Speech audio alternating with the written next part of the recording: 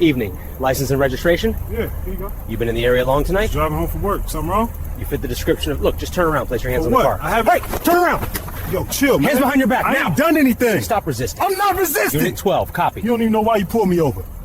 It begins like countless other police body camera videos circulating online, except for one detail that the footage itself doesn't announce. The man behind the wheel is a chief executive, not a suspect, not a gang member, not someone known to police. A senior executive, off-duty, driving home after a long workday. Someone who runs departments, signs paychecks, oversees strategy, manages risk, and bears responsibility for other people's livelihoods. None of that matters once the lights turn on behind him, because in that moment, his resume disappears. What remains is something far simpler, far older, and far more dangerous in American policing. A black man alone in a car at night. The patrol vehicle pulls him over. The street is quiet, no sirens blare, no chase unfolds. This is not chaos, it is routine. The officer approaches calmly, body camera already recording, voice even and professional. Evening. License and registration? The executive responds without hesitation, polite, alert, tired in the ordinary way professionals are tired after work.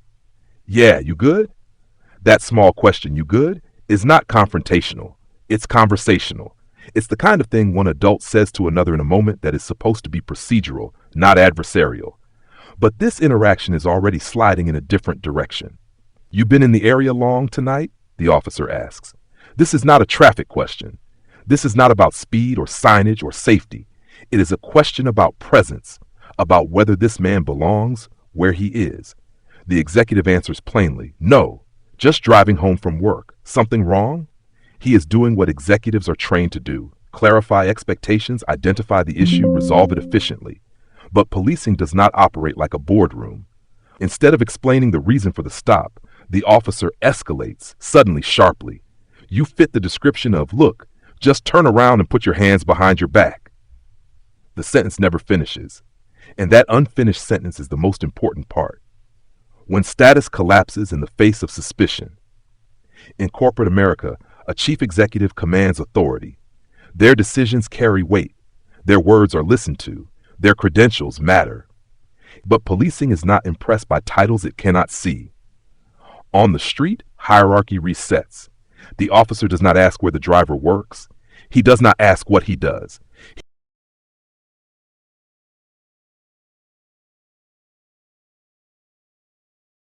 He does not ask if he is rushing home to family or preparing for another day of responsibility. None of that is relevant once suspicion has been triggered. You fit the description. That phrase overrides everything. It does not matter that the driver is educated. It does not matter that he manages people. It does not matter that he is accustomed to high-stakes decision-making. It does not matter that he understands law, policy, and compliance better than most civilians ever will. Because the description, whatever it is, has already stripped him of individuality. The executive asks a question. The system hears defiance. For what, the driver asks, I have the right to. He doesn't even finish the sentence. This is a crucial moment because it exposes a fundamental contradiction in American civic life. Executives are expected to ask questions. Leaders are expected to understand the reasoning behind decisions. Professionals are trained not to comply blindly, but to evaluate risk, liability, and justification. Yet in this moment, those instincts are reclassified as resistance. Before the driver can complete his sentence, physical force enters the interaction. The body camera shakes, voices overlap, turn around. Yo, chill, hands behind your back right now. I haven't done anything. Stop resisting. I'm not resisting. Unit 12, copy. You don't even know why you pulled me over. This exchange is not chaotic, it is scripted. It follows a pattern so consistent across departments and decades that it barely needs explanation anymore. Stop resisting, the phrase that rewrites reality. Stop resisting is not merely a command, it is a narrative tool. Once an officer declares resistance, the story changes instantly. The officer is no longer escalating, he is responding. The civilian is no longer asking questions, he is obstructing. And here's the critical point. Resistance does not require violence. Resistance can mean asking for clarification, being confused, not moving fast enough, being startled by sudden physical contact, attempting to speak while being restrained. In other words, resistance can mean behaving like a human being who was not told he was under arrest. The executive is not attempting to flee. He is not attacking. He is not threatening. He is reacting, verbally and physically, to a sudden loss of autonomy without explanation. And yet the system treats this reaction as proof that the escalation was justified. Why the executive's identity makes this more damning, not less. Some viewers will hear that the driver is a chief executive and think this story is meant to reassure them. See, even successful black people get targeted. Racism is real, but that framing is incomplete. This story is not about exception, it is about exposure. If a black man with wealth, education, authority, and institutional power can be reduced to a vague description in seconds, then status is not a shield. It is irrelevant. The stop reveals something uncomfortable. Policing does not respond to who you are. It responds to what it perceives. And perception, especially at night, especially through a lens shaped by decades of racial conditioning, is often enough to override logic, legality, and restraint. Reasonable suspicion versus corporate logic. In the executive world, decisions must be justified. You document rationale. You explain risk. You show your work. In policing, justification often comes later, if at all. Legally, an officer must have reasonable suspicion to detain someone, but courts have allowed that standard to stretch until it includes being in a high-crime area, appearing nervous, driving late at night, matching vague descriptions, officer intuition. From a business perspective, this would be unacceptable. You cannot detain an employee, terminate a contract, or freeze assets based on a hunch. But policing operates under a different tolerance for error, one that disproportionately impacts black people. Why body cameras don't change. This dynamic body cameras record events. They do not interpret them. And interpretation is where power reasserts itself. When footage is reviewed, the officer's perspective is often treated as authoritative. His fear is presumed reasonable. His interpretation of resistance is accepted. His incomplete sentence, "You fit the description of," is rarely interrogated. The executive's confusion, his questioning, his insistence on knowing why he is being detained, those are reframed as attitude. This is how professionalism becomes provocation. The myth of respectability as protection. There is a persistent belief that success insulates people from bias. Dress well, speak calmly, have credentials, be accomplished. But this stop exposes the limits of respectability politics. The executive does everything right. He is calm, he is articulate, he is cooperative, he is sober, he is lawful. And still, he is treated as a threat before he is treated as a citizen. Because respectability does not override suspicion, it only makes the contradiction more visible. What this interaction says about power. At its core, this stop is not about race alone. It is about power and who is allowed to wield it. The officer has the power to detain, restrain, escalate, and narrate. The executive, despite his real-world authority, has none of that power in this moment. And the system is structured to protect the former's perception over the latter's reality. This is why so many black professionals describe code switching, hyper-politeness, and emotional suppression during police encounters, not because they are guilty, but because they understand the imbalance. They are not trying to avoid accountability. They are trying to survive misinterpretation. Why this isn't an isolated incident? This story matters not because it is extreme, but because it is ordinary. Across the country, black doctors, lawyers, professors, executives, and elected officials have shared similar experiences, being stopped outside their own homes, being questioned in their own neighborhoods, being detained despite credentials, being forced to prove legitimacy in spaces they occupy by right. The message is consistent.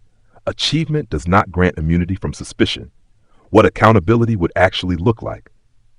Real accountability would require officers explaining the reason for stops immediately, clear, completed articulations of descriptions, consequences for unlawful detentions, a shift away from vague, intuition-based policing, treating questioning as a right, not resistance. But that would require a cultural change, not just policy tweaks. It would require acknowledging that suspicion itself is often racially coded, when even power isn't enough. The most unsettling part of this story is not that a black man was stopped. It's that a black man with power, responsibility, and institutional authority was reduced instantly to a silhouette and a suspicion. The badge did not recognize the executive. The uniform did not pause for context. The system did not ask who he was before deciding what he might be. And that is the point, because if status cannot protect you, then the issue is not behavior, it is perception, it is precedent, it is power. This is not just a traffic stop. It is a reminder that in America, authority is not evenly distributed, and neither is the benefit of the doubt. And until that changes, the question will remain: who gets to drive home from work without having to prove they belong? There is a temptation, especially among audiences unfamiliar with these experiences, to believe that something about the driver must still explain what happened.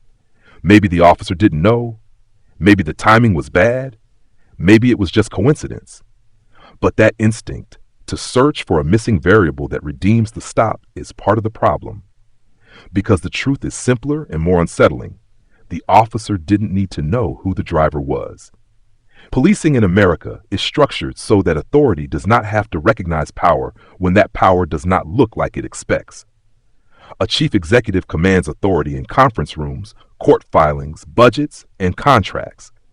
But that authority is contextual. It exists only where institutions agree to recognize it. On the street, at night, during a traffic stop, the only power that matters is the one backed by the state and a weapon. And that power does not ask for resumes.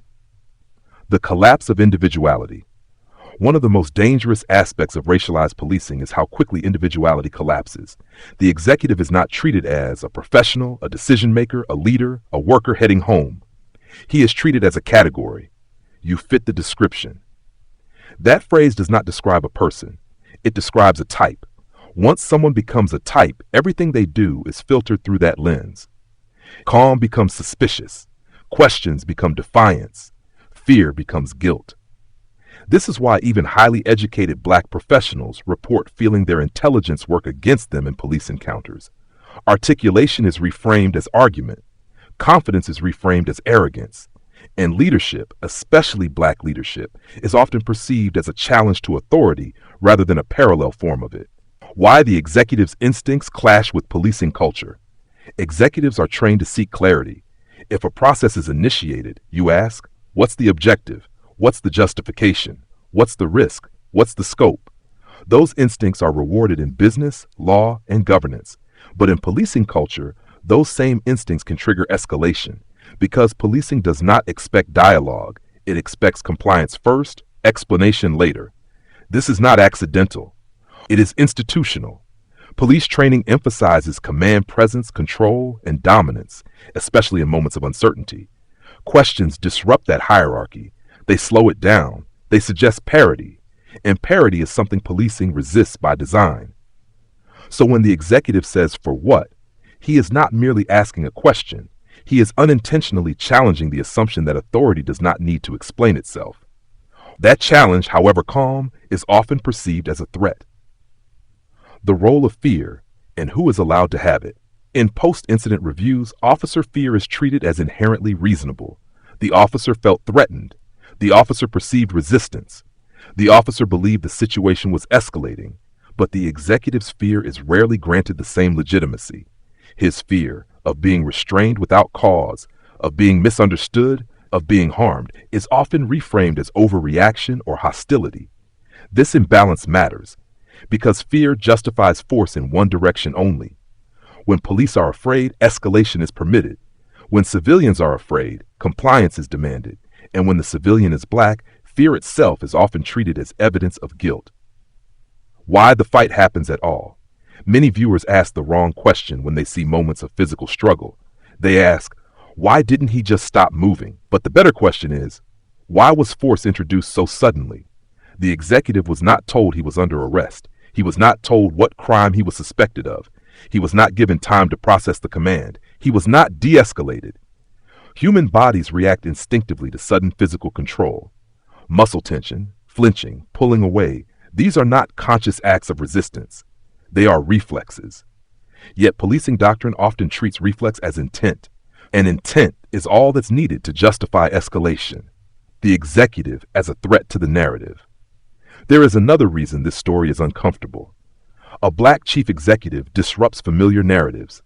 He cannot be easily dismissed as uneducated. He cannot be framed as irresponsible. He cannot be blamed for poor choices. He cannot be reduced to pathology, and that forces a reckoning. If this man can be treated this way, then the problem cannot be individual behavior. It must be structural. That realization is deeply destabilizing for people invested in the idea that the system works most of the time. Media framing and the search for a flaw. When stories like this surface, media coverage often follows a predictable arc. First, the video circulates. Then, commentators ask, did he comply? Was there a warrant? Was he respectful? What happened before the camera turned on? This impulse to find the flaw is not neutral. It reflects a cultural belief that state violence must be earned. And if it wasn't earned, then something must be missing. But what if nothing is missing? What if the stop is exactly what it appears to be?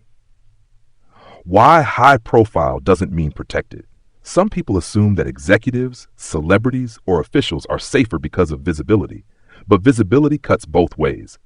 High-profile black individuals are often seen as assertive, confident, powerful, and in a policing culture that equates control with safety, uncontrolled black power is often treated as dangerous, even when it is entirely lawful. This is why black judges have been stopped, why black legislators have been detained, why black officers have been mistaken for suspects. Uniforms and titles only work when the system agrees to recognize them. The long-term cost of these encounters. Even when these stops end without charges, the damage lingers. Professionals carry these moments into boardrooms, meetings, and decisions. They learn that their authority has limits, that their safety is conditional, that their success does not guarantee dignity. This creates a double burden: perform excellence at work, perform submission in public court, and that burden compounds over time. It produces exhaustion, it produces anger, it produces silence. Why this story is not about respect, but recognition. This is not a story about disrespecting police. It is a story about who is recognized as fully human in moments of uncertainty. Recognition means being given explanation, being granted patience, being afforded the benefit of the doubt. The executive was denied all three, not because of what he did, but because of how he was perceived. The unfinished sentence revisited. You fit the description of that unfinished sentence haunts this story because it reveals how little specificity is required to upend someone's life, dignity, or safety. The description does not need to be true. It does not need to be precise. It does not even need to be completed. It only needs to be plausible enough to justify action. And plausibility in this context is racialized. Final reflection, the question that lingers. This essay is not asking whether the officer intended harm. It is asking whether intent matters when outcomes are so predictable. It is asking why a chief executive trained to lead, to assess risk, to demand accountability, must abandon those instincts in the presence of a uniform. And it is asking a final uncomfortable question. If power, professionalism, and position cannot protect you from suspicion, then what exactly is the threshold for safety? Because until that question is answered honestly, the footage will keep repeating. Different streets, different officers, different victims, same unfinished sentence.